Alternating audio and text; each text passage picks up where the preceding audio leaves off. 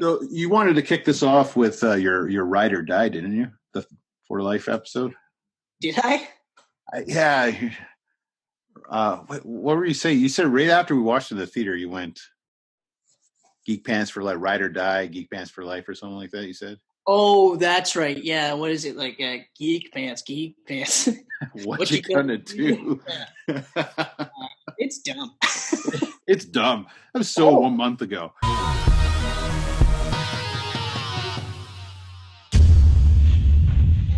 After getting through Bad Boys 2, one could say that they were hopeful that Bad Boys 3 would be just as good, if not better, than Bad Boys 2.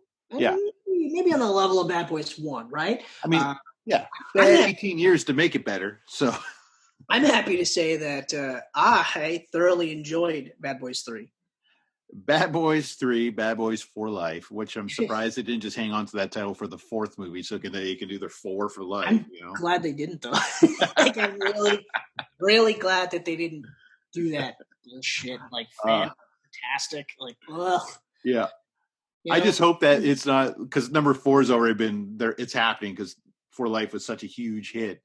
But I hope they don't go Bad Boys 4. It's just Bad Boys 4. Because then it's just like, hey, 1, 2, 4 Life, 4. You know what? Maybe it'll be Bad Boys 4th Gear. But I don't know. I think it'll just be Bad Boys 4. Yeah. They might even just do Bad Boys and then have like some sort of a tagline.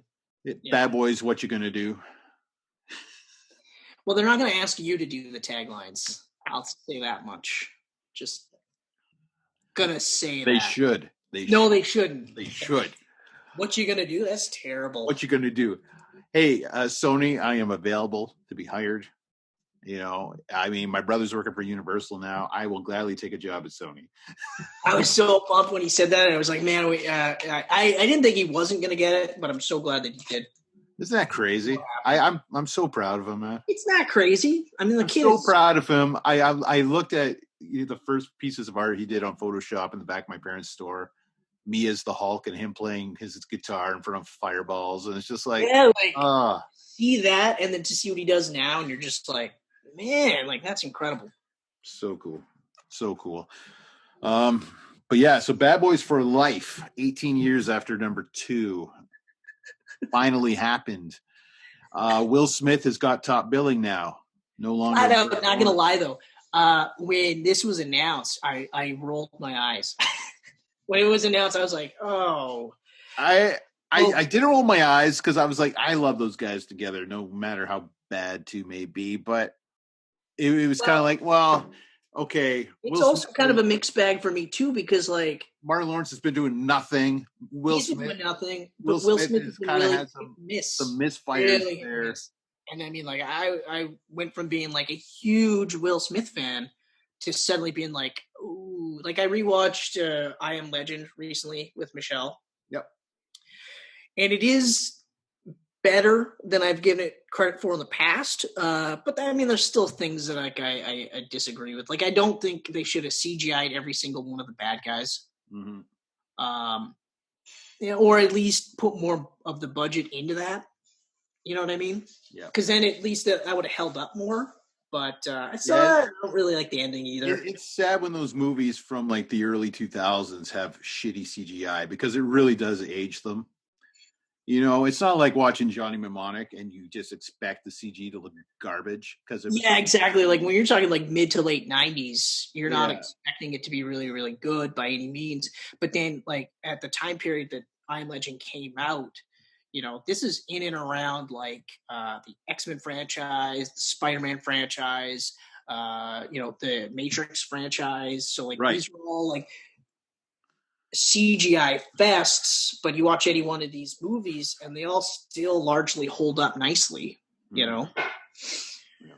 Whereas that CGI, for some reason, I remember when I watched it the first time ever when it came out, and I was just like, you forgive it because you're like, yeah, but whatever. But now in retrospect, I'm like, they couldn't make that any better. Like I've seen, like I said, like all those franchises I've mentioned in and around that time period, all better. All CGI is better than all of them. And it's not like this didn't have a a shitty budget. This had a fairly big budget because you had Will Smith and you had the king of summer blockbuster, right? I think it was a big budget because they actually shut streets down. I mean, like, that's New York. Like, yeah, exactly. Air.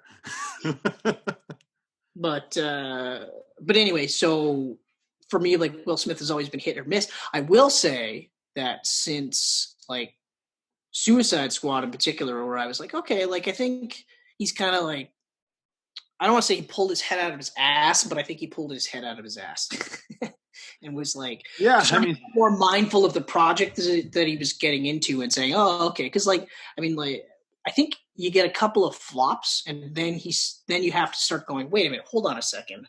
You know, you got to regroup a bit. Cause like After Earth was a big flop for him. Big flop for him, actually. Mm-hmm.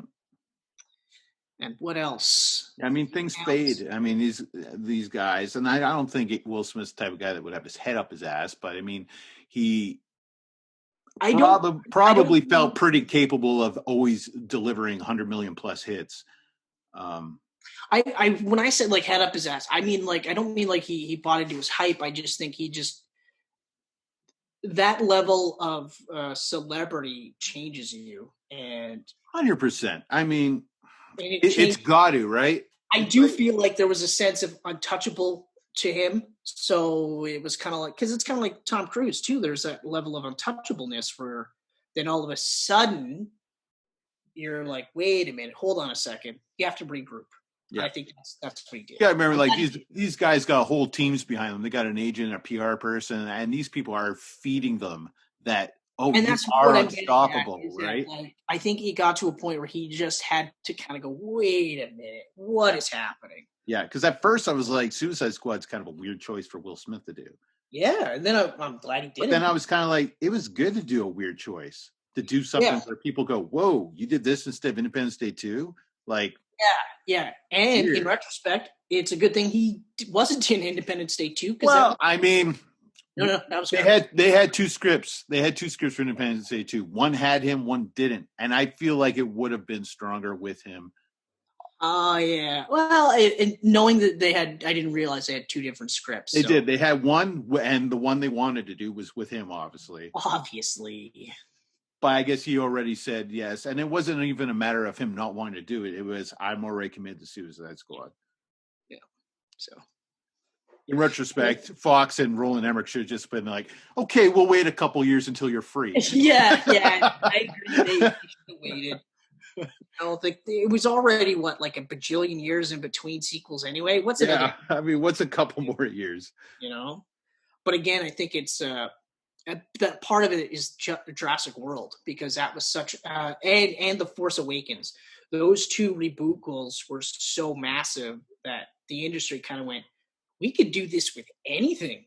Yeah. I noticed they didn't do that with Stargate, though. It's a really good movie. It's a really good movie, but I don't think anyone really thinks of it as a movie anymore. It's been such a established television series. For so long. That's right. Yeah. So, 3 different TV shows, actually. 3 or I think even maybe 4 now. Like it's Stargate, and then there was Stargate Atlantis. Yeah, and then SG-1 or something like that. Well, SG-1 was the first one. So SG-1 was the first TV show. I wonder. Okay, I'm on IMDb already, so I'm going to look up Stargate now. I want to see Stargate. So Stargate SG-1, Stargate Atlantis, Stargate the movie, Stargate Universe, Stargate Origins, Stargate Continuum, Stargate the Ark of Truth. Good God.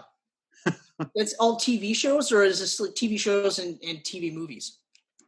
It looks like Continuum and Ark of Truth were movies. Okay. Origins doesn't say. Universe is a series, so I was gonna say Universe sounded like a series. Origins is probably a series as well. Yeah, so at least 3 or 4 shows, and then a couple TV movies, and then the movies. So that's crazy. Yeah. Yeah. Anyway. And funny enough, Stargate is Roland Emmerich too. I know, that's why I referenced it, because like you'd think I have a hate on for Roland Emmerich. I don't. I mean, that guy gave us Stargate. He gave us Universal Soldier too. Exactly. So, Independence Day is better than Resurgence. I will say that. Yeah, you've warmed up to it over the years. How's that for a compliment? You had some hard hate on that movie in the 90s. Yeah, I did. You did. I'm like, why? The dog lived. It didn't die. It doesn't make or break a movie. It doesn't help a movie. But it came close to breaking movies for you back then, though. It did come. It still dog does. Died? Done. It still does come close. But like Daylight, I remember where I was like, oh, they killed the dog. And then that dog lived. And I was like, oh. Yeah. Funny movie that we saw in the theater. Yeah. Love Daylight's so good. Yeah. I was actually thinking about that the other day because we were talking about how, and you reminded me, like, I was more of a Stallone guy than you were. I watched more of his movies than you, and then I was like, yeah, but why would we see Daylight in the theater? Isn't that weird? Like, why would you be one guy over the other? Like, I think it just depends. I think about it. I mean, like, I was a Van Damme guy as a kid, and then I was a Schwarzenegger. I was a Schwarzenegger Van Damme. Yep. Yeah. And I think a lot of it was because I think Stallone did a lot more R-rated stuff, and I just didn't really. I mean, yeah, Van Damme stuff was R-rated and everything, but I don't know. Like, I feel like strategy, right? So, and I think it also comes down to part of it is whatever your dad likes too, right? Because you got into a lot of that stuff because of what your dad was into. Yeah. I mean, my dad was Steven Seagal. I am not a Steven Seagal guy by any means. Yeah, but like at the same time, though, you can't deny that. Like, I got into Van Damme because of Bloodsport, and I got into Bloodsport because I did karate. I got into Van Damme because I was in Bradford visiting with my cousins, or it was one of those like summer visits to the cousins and stuff like that. And what was the one where Van Damme and his brother, like he played the twin brother. Double Impact. Double Impact, that's right. So Double Impact was on, and I watched that, and I remember just being like, oh. So I got into Van Damme because of that. And then, of course, because like you were into Van Damme as well, so that helped. Schwarzenegger I was into because of Trevor. Trevor was into Schwarzenegger. So I watched Predator and Commando because of Trevor. Nice. I watched all of my grandfather and my uncle liked Schwarzenegger when I went to their movie store. So I watched all his old stuff like The Running Man. Oh yeah. I watched The Running Man. Red Dawn, is that what it was called with Jim Belushi? Red Heat with Jim Belushi, yeah. I watched that one later on. I didn't even know he made it until I saw it on TV, and I was like, what the fuck? And then I watched it. I was like, this is awesome. This is so great. They even had the VHS for Pumping Iron there. I yet to watch Pumping Iron all the way through. That's actually Conan the Barbarian. That one too. I watched. That's one of the only Schwarzenegger movies I haven't watched all the way through is Pumping Iron. Yeah, and I was weird when I was watching it. I was like, oh, he's playing himself. Had no idea. Sorry, Hercules Goes to New York. I didn't watch that one all the way through. And Red Sonja, where I was so confused. I was like, he looks like Conan, but he's not Conan. But I watched those ones. So I watched Conan 1 and Conan 2, and then I watched Red Sonja. And I said the same thing. I was like, this is kind of weird, but okay. Fine. Why didn't they just make him Conan? But yeah, and then of course, because of the store, we ended up watching, I think, like every single one of his movies. Like, remember The Sixth Day? Oh, The Sixth Day. Oh, how about Eraser? Oh, Eraser. Eraser was a badass movie. We saw that one in the theater, and I'm like so glad I got to see that one in the theater. Loved Eraser. That was so good. So good. So cheesy, but so good. So good.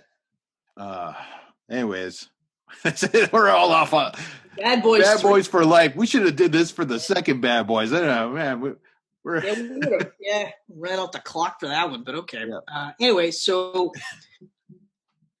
I wish I actually do kind of wish I really watched Bad Boys 3 just to be a bit more fresh, but there is nothing in that movie that I didn't like.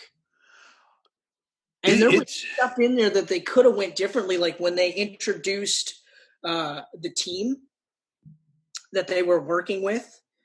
that could have dragged down the movie, but luckily, like, everyone in the team was great. They had their own different characters. Great cast of characters. And they were fleshed out. They weren't just big meatheads that were just standing around, you know? Like exactly. Like every single character, every single person on the team had a character that you could get behind. Every single one of them. You know, like Vanessa Hudgens. Hudgens, yeah. Yeah, she was there. She was the fangirl, but she was also very capable, very smart. Yep. And that's the other thing. Not one of these people are treated as being stupid or extraneous. They all have a role in this team. And it was cool to see, you know, Mike dealing with the fact that they're looking up to them. Like, these people are looking up to him and Marcus, and he's rolling with that. Well, at the same time, there's the one guy who's like him when he was younger. So, of course, they're butting heads. Yeah. You got the big tank who doesn't want to fight at all. Yeah, because he's scared he'll kill people. Like, exactly. And I mean, you knew he was going to, by the end of the movie, get into the field to some degree. But I do like how they didn't treat it like he was a fully fleshed in the field. He was still more of a tech guy. He was going to do that aspect. But even just the subplot of the two of them getting older, while they touched upon that in the second one, was handled way better in this one. Like, way better. Like, even when they're talking about how Mike's getting older, and he's just like, "No, I'm good. I'm great." And it's just like, yeah, but you're getting run one block without huffing and puffing. Yeah, you know, and but even just when he got took out in the movie, like right at the beginning of the movie, and he got shot up, I was like, "What the fuck?" I sat up in my chair because I was like, because it wasn't just one shot. Like, he got blown away 4 or 5 times. Yeah, he got lit up. Like, I couldn't believe it, and I was stunned, and I was like, and I'm so glad that in the trailers leading up to that, they gave you no indication of that at all. Like, you didn't think that was going to happen. Great bad guys in this, and lots of like crazy twists, and even the fact that it like touched on supernatural elements at times. Like, just kind of teasing that aspect was really, really cool. Yeah, they handled it in a really cool way where they made you think maybe she is a fucking witch. Yeah. You know, but even just the subplot with you know, the young kid rising up the ranks and being like the new drug boss was like incredible, and we were trying to figure out how this kind of tied in, type of thing. And then like when you get to the point where you realize it's his son, I was like, whoa. But it wasn't like I was floored, because it was kind of like, oh yeah, but it was really cool how they did it, where it wasn't like fuck off. Yeah, I wasn't expecting it. They weren't really teasing it. They knew there was some kind of connection, and that Mike Lowry was supposed to be saved for last. She was very angry when he shot him up first. Yeah, exactly. Yeah, it was. I love the pacing and the build up in it. It killed me to see the captain get shot and die. I can't believe that they did that. I actually cried. I couldn't believe that they did that. Like, I wasn't as emotional as you are, which is surprising because I'm a big baby. But because they were having such a great moment too. Like, come on over and we'll have dinner. And yeah, and then he gets. And it was one of those. I think it was part of it where you go like, no, they're not going to kill him off. And then they do the funeral scene, and you're like, they fucking killed him off. Holy shit. Because it came out of nowhere. I mean, you didn't see the bad guy setting up to shoot him or anything. Like, it's just a conversation, and all of a sudden blood is flying, and you're just like, oh my God. Yeah, exactly. But then, like, it really hammered home that this is a different type of Bad Boys flick, right? Yeah. Which is weird, because it's still a Bad Boys flick in the sense that you have, like your dad said, you had Marcus and Mike fighting each other. No shortage of argument. Nope. And then, of course, you know, dealing with this, you know, new big crime thing that only they can handle, nobody else can handle. Yeah. Then, of course, you had the subplot with the team, which could easily have derailed the movie. You also had the subplot with the leader of the team, which I can't remember her name, but she was, of course, a former girlfriend of Mike Lowry. And you're like, okay, like they're had cliched subplots, just like in Bad Boys 2, with the, you know, dating behind the back and wanting to leave and stuff like that. Those are cliched subplots, but they just did him so much better. Like so much better in the sense that like I don't like saying that it's a cliched subplot, even though it is, but it was just handled so much better. And it was like it's kind of the same scenario with Bad Boys 2 in the sense that everyone's really good in their roles, but they were also very fortunate that they were in a really like a much better movie. Like a better script, better writing, better pacing, all of it was better across the board. And also didn't have as much Michael Bay, stereotypical Michael Bay stuff in it. It's like, I would toned that down a bit. I found it a little weird at first that he didn't sign on to direct this one, but then as I was watching it, I was so happy he didn't. I remember this conversation sparked one of the first times in Bad Boys 2 where I was like, okay. And it's that scene where they're shooting up in the Haitians' house. Right. And constantly do that spinning around move where they touch base with everybody that's shooting.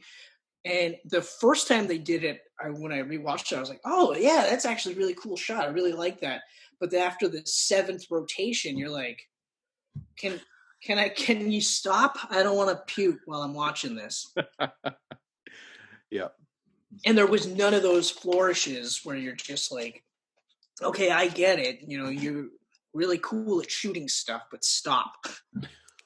You know, and yeah, you're right. Like for Bay not to direct this, it's surprising, but it's also a welcome change. Welcome change. I mean, he had his little cameo in there. Yep. Which is cool. I guess he helped in handpicking these new directors. He liked their. Well, I mean, it was kind of the same thing with Ninja Turtles, where he was like, because he did the same thing. He didn't direct Ninja Turtles; he produced it. Although I still think that he directed it because he handpicked the director, but the director was literally out of the school of Michael Bay's Handbook, which in some movies works really well. Like I still think, like Transformers 1 was so good. Like the spectacle aspects of Michael Bay worked so well with that. The story for the most part was pretty tight. It's only when you start getting to the second one and the third where you're just like, oh, okay, all right. And the second one's still really good, just not as good as the first. And the third is visually great. Story-wise is all right. The second Transformers had the same problem with Bad Boys. It was too long again. It was too overstuffed. And just the editing.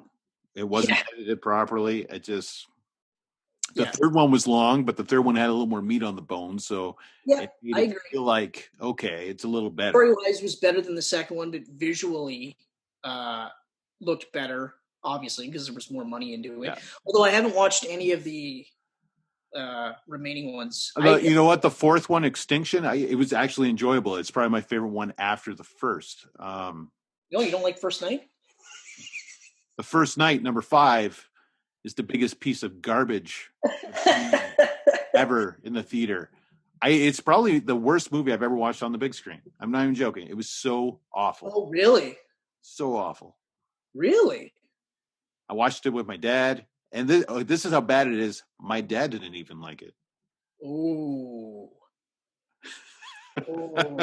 Your dad is like, because I remember when I watched the Ninja Turtles one and I wanted to talk to your dad about it because he loved it. He thought it was so good. Yeah. And I remember just kind of being like I will say this about your dad, like he does kind of, he's so enthusiastic about the movie itself that it almost makes me go like, am I watching this like a prick? Like, am I watching this wrong? Should I rewatch? I've rewatched it. And I still maintain it's a garbage movie. It's a terrible Ninja Turtle movie is what it is. Out of the Shadows is a better Ninja Turtles movie, but it's still part of that garbage franchise. So it's still just like, it's better, but it's better. It's definitely better. I mean, correcting, right? It was weird. Out of the Shadows is weird. I enjoyed it, but it was kind of like Michael Bay directing an episode of the animated TV series from the 80s. Yeah, exactly. And I mean, like, it's hard to get the taste out of your mouth from the first one because the first one is just so god awful. Can opener shredder. Freaking not even like Megazord shredder were like, Or the 8-foot tall turtles. So this is already why Out of the Shadows is better. I enjoyed Bebop and Rocksteady, and Shredder was back to being small. They were introducing Krang. Like, there's a lot of stuff that was like, okay, if this was the first movie, then I would have been a lot more forgiving of the franchise. But the fact that they tried so much course correcting in the first movie, and it still was like, everyone was like, what the fuck? And then so they did it again in the second movie, and was like, anyway. So Bad Boys 3 was awesome. You're doing a piss poor job at keeping us reined in. I'm the one that's keeping us going here. You know what it is? You know what it is? It's the fact. Here it is. Side. Yeah, we're not side by side for one thing. Yeah. We haven't talked in over a month, and I don't give a shit because there's worse things out there than you watching a video that's all over the place. That's true. And then for the people that'll sit through this, thank you. Yeah. That's literally all I gotta say. But these are also people that sat through it before, so they know what they're getting into. Back a year ago or so, if we did one of these, I'd Frankenstein the shit out of that and try to release it as 4 different episodes. This is going up as one big bad boy, and I'm going to call it Bad Boys for Life, and everyone's going to be blown away by the comic book talk, the Transformers talk, the Ninja Turtles talk, shit that has nothing to do with Bad Boys. But hey, but like I said, they know what they're getting into, so it's nothing new. It's nothing new. And where are we at now? Like, this is going to be episode 80, I think. I think so. I'll look. Whew. Man, we're 2 instances where you touched your phone to my 1, so we're nearing that 100 mark. We were going to do something pretty spectacular, but we'll see. So, yeah, it's going to be 80 because our PlayStation episode was 76. Yeah. And this will be 80. Yeah, this will be number 80. Yeah, that's right. Yeah, because they stopped kind of listing them, actually. Hold on a second. Well, whatever. Regardless, although the PlayStation one was really good. Yeah, thank you. That was a hell of an edit on that one. I was gonna say that must have been a hell of an edit. Yeah. But even like the first, that 20-minute teaser, I was like, that's really cool. I like that. So. Yeah. See. Well, maybe I'll do that with this one because we had a good 20 minutes on comic book talk at the beginning. That might make it. See what happens. I guess really, because was there anything in Bad Boys 3 that you didn't like? There is nothing, honestly, nothing about Bad Boys for Life I did not like. We watched it. I smiled, and when I'm smiling the whole movie, I'm watching a good movie. Yeah, and I walked out there feeling great and hoping for a 4th movie. Like, it was so good. And for me, like, I went in there thinking, like, you know what, like, we'll see it in the theater. I think it'll be good. Like, I hope, as long as it's better than the second one, then that's fine. I wasn't expecting it to literally be in the running to be the best movie of the franchise. And here we are. Like, and like I said too, like, you have generic subplots in this movie. And I say generic in the sense that because, like, a lot of movies have that where, they're the 4th or 5th of a franchise, so they're injecting, younger characters to sort of splinter off. And you saw that in Mission Impossible 3. You actually saw that for the first time, where they injected, like, actors, like name actors at the time, like John Rice, whatever his last name is, I can't remember. Davies. Yeah, John Rice Davies. And the Nikita actress was in there as well. Yeah, Maggie Q. Who else was in there? Felicity's. So you had, like, young blood injected into this. And when I rewatched, every time I've watched Mission Impossible 3, I always got the impression that John Rice was supposed to be the guy that takes over for Ethan Hunt. And when I rewatched it again, you really get the sense that it's kind of like Agent Brand's character in Ghost Protocol, where you get the sense that they're grooming that character to take over. Mm-hmm. Now you realize that no one's going to take over. Yeah. No, you know what I mean? Not until Tom Cruise is dead. Yeah, and Ethan Hunt is not going to have that Rambo ending where he gets to go home. Ethan Hunt is going to die saving the world, and then that's it. And I think the franchise is going to sit for a few years, and then they won't necessarily reboot it, but they will take on after that. I think that's how they'll do something with it. Then we'll do a TV series with. Well, I know that like Christopher McQuarrie has said that Top Gun 2, like Top Gun Maverick, which looks amazing. Yeah. And Mission Impossible 8, like they're not going to be happy endings for Ethan Hunt or his Maverick character because they can't be. You know what I mean? Yeah. Because it's kind of like I feel like with John Wick 2, where if this guy's still alive, what's going to stop him from continuing to do what he's doing, right? Right. But we'll see what happens. We'll see exactly what happens. But like I was saying, so getting back to Bad Boys 3, when you inject that young crowd into this movie, and it's not just one guy, it's a team of them, I immediately was like, okay, so this could break the movie because like it broke Mission Impossible 3, right? Mm-hmm. But because, like I said right at the beginning, the characters were very quickly fleshed out, like right away fleshed out, so you knew what kind of character you were dealing with all four of them, all four of them, because of course the lead is the ex-girlfriend, but they also make that she's capable without Mike Lowry. She's just. It's like me and my wife. Like I'm great without Michelle, and she's great without me. But together we're amazing, right? Mm-hmm. So it's kind of that feeling there, and I'm happy that the characters each had separate characters that you could get behind and make sense without going like, what? None of this makes sense. So it's like a really well done script, really well acted script. Where and just visually well done all the way through. It's an amazing movie. It's just really good. Fantastic. Like I was glad that they got picked up immediately for. I was happy with how it ended in the sense that you knew that Mike and Marcus were still going to be working.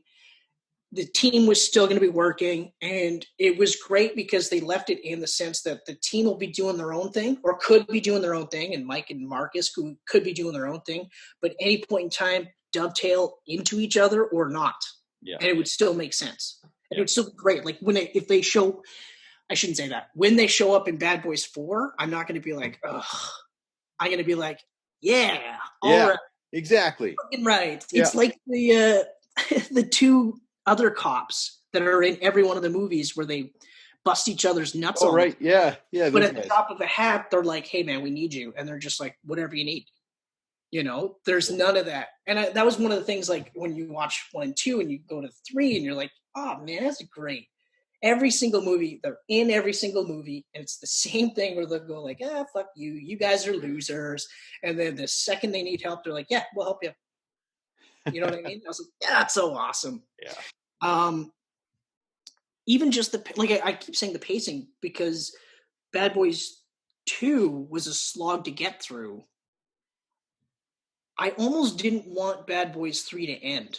That's how much fun I was having. You know what I mean? Like that's how much I enjoyed the 100%. I was feeling like if any Bad Boys is going to be 30 minutes too long, it should have been this one. Exactly. So like when we finally get to the ending and you got his son who is now remorseful of the things he's done. So then when you get that stinger or teaser where, Mike is saying like, I got a job for you that'll help work down your sentence. You were like, yes. Oh, it was so great. Like I'm at a point now where if a movie has a stinger, I almost go like this, like, do you need to? So like when I found out that Fallout didn't have a stinger, I was like, okay. When we got to the end of Fallout, I was like, I'm glad there's no stinger. This is so great. I need a breather for a second here. This is so awesome. It was so great that it was refreshing not to have it. But then and I don't want to say it's a stinger because it was the end of the movie. It wasn't after credits or anything like that. But it was still just like, ooh.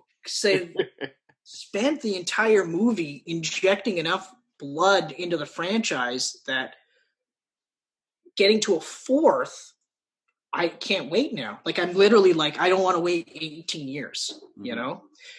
8 years between 1 and 2, I was like, at the time, I was like, man, like, I can't believe we had to wait 8 years. Then we watched the movie, and then we're like, it felt like it took 8 years to watch the movie. So, and then when they, announced this one, I was like, I was hesitant, but now I'm like, I don't want to wait 18 years. I want to wait as long as we can because of the current pandemic and stuff like that, but I don't want to wait longer than we have to. Is where I'm at, And I'm also really glad that it did so well, and they had a great time doing it, that they want to do another one. You know what I mean? Yeah, exactly. I mean, especially for Martin Lawrence, like, I feel like he's kind of like, I'm ready to retire kind of thing. He had said that he really only came out of retirement for this movie. Yeah. Like he said, like basically all it was Will Smith saying, "Hey man, you want to do Bad Boys 3?" And he's like, "Yeah, sure." And then like months would go by, and he'd be like, "Hey, so are we gonna do Bad Boys 3?" He's like, "Yeah, we got to work on the script though. We can't, And I'm actually glad that it got to a point where they're like, "I think this is perfect," and then they did it, and it was perfect. You know what I mean? Yeah. Like, there's nothing in the movie that I don't like. There's not even things where I'm like, yeah, they could have done this or this, because I think that's part of the enjoyment for me watching a movie is when I'm watching it and I'm not going, yeah, but I would do this or I would do that. I was like, I'm just watching it going like, I want to see what happens next. And even when like they got to this scene where you knew that the drug bust was going to go sour, like when he's trying to get the guy to have evidence on the big bad guy, like to figure out what the hell's going on and who this new player is, you knew it was going to go bad because there was no way that scene wasn't going to go bad. But even the way they did it, you were still just like, oh, fuck, that was such a good scene though. Like, it was so awesome. And it really showed the strengths of all the key characters in the team. It was like, I can't say enough good things about this movie, and I can't wait to actually physically own this movie. So same here. I'm going to 100% laws to physically own this movie, and even if I have to own a 3-pack, which I probably will, just to say I have it. But yeah, it's going to be one of those ones where out of the blue, I'll go, you know what? I'll watch Bad Boys again, and it'll go, yeah, I'll watch Bad Boys for life again. Bad Boys 2, are we doing a retrospective camcast? No, I'm not watching that movie. I'm not going to watch that movie again. No, we are done with that one. Yeah, like, I don't know. I again, like we talk about the possibility of never going and seeing a movie in the theater again, and how that it's going to be weird and different. And this is one of those times where I go, yeah, because part of the reason why I love this movie so much is because, we don't go to this theater all the time with just you and me. It's rare. I think the last time we did that was, Evil Superman. What the hell? Bright. Oh, Brightburn. Brightburn. That's right, Brightburn. Yeah, and that was just on a whim type of deal. Like, I was like, I'm gonna go watch a movie. I'm gonna see if Chris wants to come with me. yeah, exactly.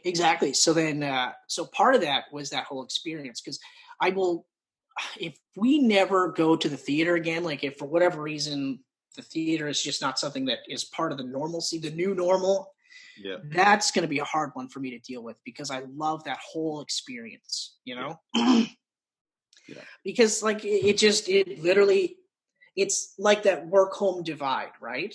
Where now my dining room is my office, so to speak, and my break room is my couch, which I can see from here, Yeah, sure, I got a window, which is nice, but there's no divide. Whereas going to the theater, you walk through the theater, and for that 2 hours, maybe 3 hours, all of that life that you have swirling around your head at all times is gone. Yeah, it stopped at the doors coming in. That's right. Whereas, and you said this too, like your phone is away. You're not on your phone in any way, shape, or form. Right, and that's horrible. Like, this day and age, if I'm watching a movie that's not really just holding me as tight as it should be, I'm like this. Right? Yeah. And I'm looking back and forth. In the theater, that is put away. And if it's a piece of garbage I'm watching, well, I guess I'm going to deal with it or walk out of the theater. That's right. Exactly. You're going to make two choices. One is sit through it. Maybe it'll get better. Hope it does. Or you're going to go, fuck it, I'm out. I don't think I've ever walked out on a theater movie. Striptease we walked out on because we got hats. Yeah. I mean, I was getting hounded hard. Although to be fair, we got carded when we paid for the tickets. Yeah. I think we got carded when we went to the ticket taker. No, we didn't get carded when we went to the ticket taker, but we got carded twice in the theater. We were underage on that, man. No, we were 14. I'm pretty sure we were 13, and my mom got us in there, and then we split off while she went with my brother and sister to the other screen. No, we were 14 because that was the whole reason for us seeing a 14A movie. The problem was you went with me, and I did not look 14. No facial hair, a good foot shorter. Because we were ID'd. We were ID'd when we bought the tickets. And then we were ID'd again twice in the actual theater. Once before the movie started. And then the second time is the first pair of tits that were shown. Then all of a sudden, flashlight in her face. And then you were like, you know what, fuck this. Let's just go watch Multiplicity. Which I still maintain, in retrospect, was the best choice we could have made because Multiplicity was awesome. Yeah, that was funny. I mean, we only caught the end of it. But it's all right, because at that time, we had already seen Naked Demi for a while. Because we missed the first 20 minutes of that movie. Yeah, we were in striptease for about a half hour. That's right. We were in there long enough to see Naked Demi and greasy Burt Reynolds. And that was it. And then later on, years later, when I actually watched striptease, I remember saying to you, like, this is a fucking pile of garbage. It's a bad movie. It was a pile of garbage. It was sold on the fact that you got to see her naked, and which fine, like it's not like she was ugly by any means, but it was just like everything else about this movie was fucking brutal. A couple of dirtbags, eh? We're 14. Let's watch the naked girl movie. That's the only time it's okay to be a dirtbag is when you're 14 and fueled with hormones. It's when you're 45 and you're going to the theater to see fucking Debbie Moore's tits just to see tits, right? Yeah. That's when you're a dirtbag. 45, all alone. You're watching 50 Shades of Grey. Yeah, like that's what I mean. Like there's certain movies, like if you were watching it by yourself, especially, you're like, okay, you're a dirtbag. Like I was watching Dracula, and there was tits in Dracula, and I was like, wait, what? Like on Netflix too. I didn't think Netflix showed movies with nudity. Oh yeah. I realize now they do, but I was like, oh, I forgot that there was nudity. And then I remember literally thinking to myself, there wasn't really any need for it. It wasn't like the story was enriched because her tits were out. I was back in the 80s and 90s. Oh yeah. If you have nudity in there, we're putting it in there. It doesn't even matter if it serves the story. You watch those movies and then you're just like, wait a minute, hold on. There was no nudity? What? Yeah, what? But yeah, like it was surprising to see nudity in Dracula, and like I said, it almost immediately like, oh, okay, but okay, it's there. Right. It's like God of War, like when they had nudity in God of War, and I was like, oh, wow, okay, that's surprising. Completely didn't need it, but okay. Oh man. Well, what did I want to say? The kid that played Mike's son, has he been in anything else? Because I don't recognize him. I didn't recognize him either. Let me pull him up here.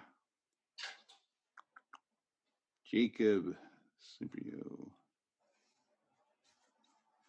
He's been in We Die Young with Van Damme. Never seen it. Probably never will. No, he hasn't been in much. Lots of TV stuff, mostly. Okay. He was really good. He was actually really good. He was one of those, his character was another one of those make or break type things. Because if he wasn't as good at conveying the level of emotions, because you have to have the anger, right? Yep. But you also have to have that confidence to do what he's doing. Yep. Okay. And then at the end, for him to suddenly start to go, wait a minute, like, you're my dad, and all of this was just to get back at you, and then you have that sense that like, he was just doing what his mom wanted him to do. He never really wanted to do this kind of stuff. And he's starting to kind of go, oh man, like all of that was contingent on his portrayal. And he was great. Like I said, there is not a weak link in this entire movie. The only thing I would say that I didn't like was killing off Joe Pantoliano. I think that's the only thing that I would say I didn't like in this movie. But I mean, I didn't like it. I didn't like it, obviously, because I love the character.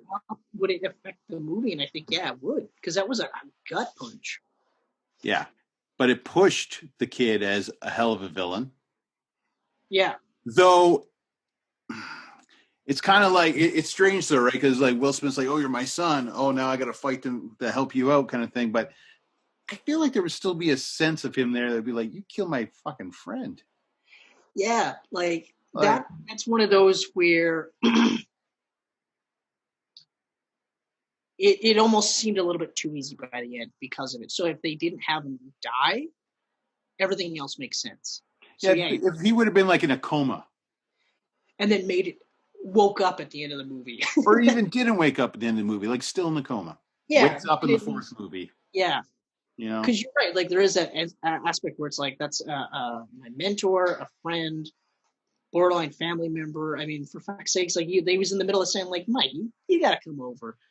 You gotta come over and see my family, and kind of like the idea is like you gotta settle down and have a kid. Yeah. But yeah, I guess that would be the only thing I didn't like. That'd be the only thing, and it's not a take on it though, in the sense that they don't follow up on it. Yeah. It's just, yeah, you're right. Like, it's immediately like, oh, you're my son? Okay, cool. Like even him going to the prison and saying, hey, I got a job, might reduce your sentence. Well, I mean, he killed a lot of freaking people, and a lot of them were your friends. I mean, yeah, exactly. And sure, he feels remorseful at the end of it, but it's still like, you still did some shit, pal. Mm-hmm.